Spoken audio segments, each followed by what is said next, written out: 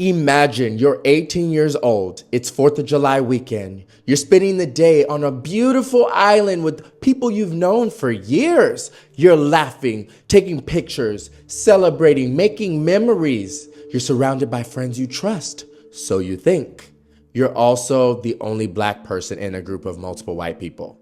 And then somehow, you never make it back home. This is the story of Nolan Wells. In this video, I'm going to share the insane details of this story and give one life lesson we can learn from this tragedy to improve our own lives. But before we do, hi, I'm Victor Dreame, and my mission is to empower and inspire you to transform our life by breaking down powerful stories just like this one. Now let's get into it. According to public reports, Nolan Wells was just 18 years old, and he had recently just graduated high school and was playing football in college at Southwest Mississippi Community College. And everyone who knew him described him as respectful, humble, hardworking, and full of so much potential. His football coach even said that he led by example and treated everyone with respect. He wasn't a regular young man. He was somebody with dreams, goals, a family who loved him, and a future that was just getting started. That's what makes this story so heartbreaking. One holiday changed everything. On the 4th of July, Nolan traveled to an island called Horn Island with a group of friends celebrating July 4th. And they spent the day on the island like hundreds of other young people, swimming, taking pictures, hanging out on the beach, enjoying the holiday together, and probably flirting with women. Here's a picture of him with his friends on a boat by the island, And this photo honestly gives me chills because they're smiling in these photos, but what happens next becomes super tragic. According to investigators, Nolan was last seen sometime around 3 p.m. And allegedly he didn't have his phone on him, which is strange. A teenager without his phone, gone missing, it's on the boat, and the friends have the possession of it later. The authorities were told that Nolan chose to stay on the island by himself with no phone and to take another boat the next day by himself, alone. Unfortunately, we don't have Nolan's side, but this sounds weird. I've never met an 18-year-old who wants to stay on a private island by himself with no way to contact his friends, family, anything. And he went for a day trip, no luggage, no bag, just shorts, and all his belongings left on the boat. Something sounds weird. He went there with friends, he celebrated with friends, and then somehow he doesn't make it home with friends. Girl, that's where the story is starting to feel uncomfortable and millions of people are asking questions. We don't know all the details yet, but in my opinion, if I invite you somewhere, I'm bringing you home. If we came together, we're leaving together. That's just good friend code.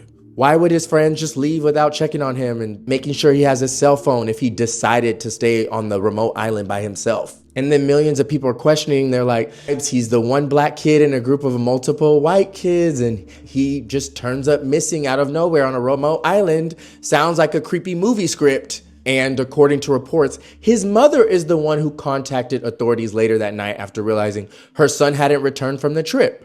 And then immediately the story hit the news quickly. It spread all across social media. People weren't just sharing the story, they were trying to make sense of it, putting their own theories out there. Unfortunately, some people's theories that he is no longer alive is true. 2 days after he went missing, a park ranger discovered Nolan's body on Horn Island, unalive. The outcome everyone feared had become reality, and what started off as a missing persons case disappearance became one of the biggest national conversations this year. How did he die?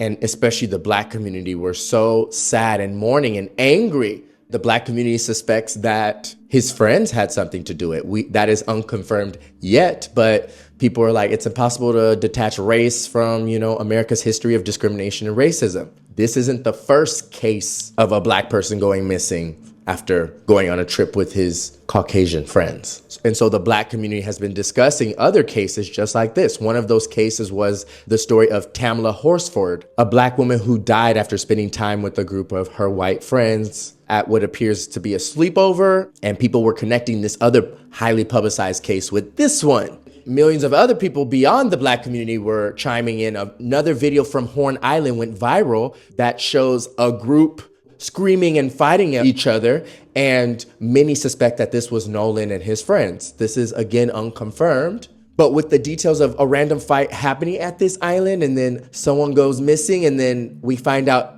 that someone is now dead, people are connecting the dots and trying to figure things out. Some reports allege that all of his friends deleted their social media accounts and put it on private so no one could message them, which is strange.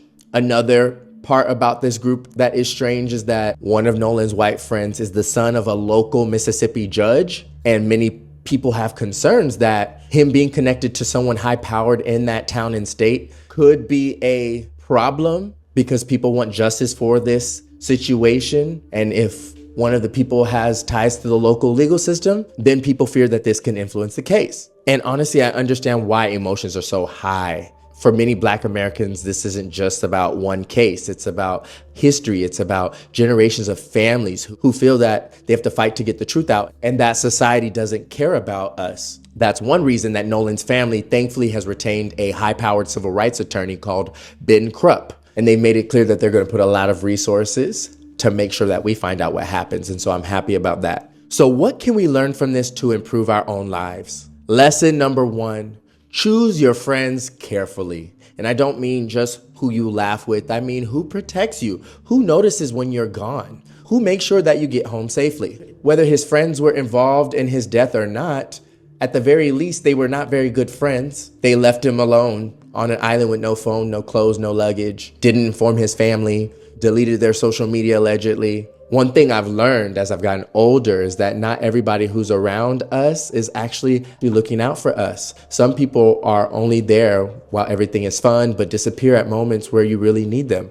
And some people are evil, irresponsible, selfish, and self-centered. And we have to realize that those kinds of people exist in this world. We can't just go on vacation with just anybody, like this story. We can't just drink around anybody. We can't assume everyone values our safety the way that we value theirs.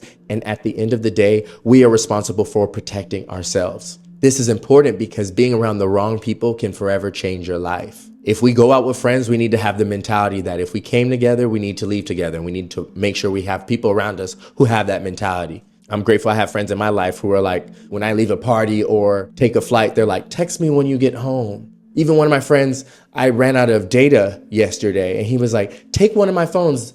I have 2 phones. That one has data to make sure you get home safely and can communicate if anything happens. Like, that's a good friend.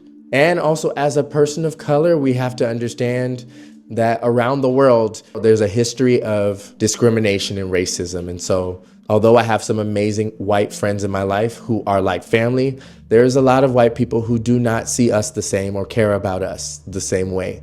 And so we have to realize that reality. Moments like this remind me that racism and discrimination didn't disappear decades ago. They still exist. And so we have to be careful about which white friends that we have in our life. Being around the wrong people can put us at risk emotionally and physically. I hope Nolan's family finds justice and we find out what happens. Comment the lessons that you took away from Nolan's story and follow for more stories like this. Mwah. Have a beautiful day.